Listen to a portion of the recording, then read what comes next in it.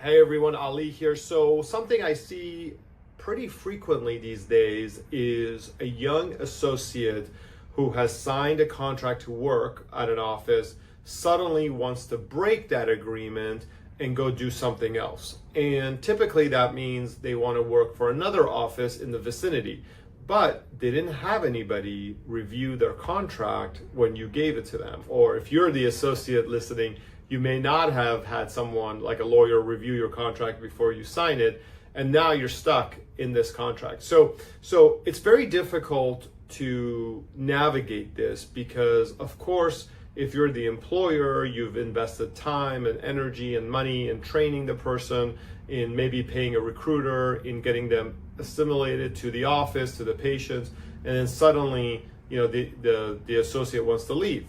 That's very painful. If you're an associate, the same thing applies. You've committed to work in an office, you didn't read your contract, or you didn't have anybody read your contract, and then now you're trying to get out of it. So it can be very difficult. What everyone needs to know is that a lot of times in these contracts, there's penalties if you breach an agreement. In other words, if you're supposed to work there for 2-3 years and then you leave after 6 months, well, you are breaching that written agreement, so there may be liabilities there. You may have, to pay some money either for, the damages that you caused because they have to cancel patients, or maybe they had to pay a recruiter or others to bring you in. So the lesson here is, one, make sure you always read your contracts before you sign them.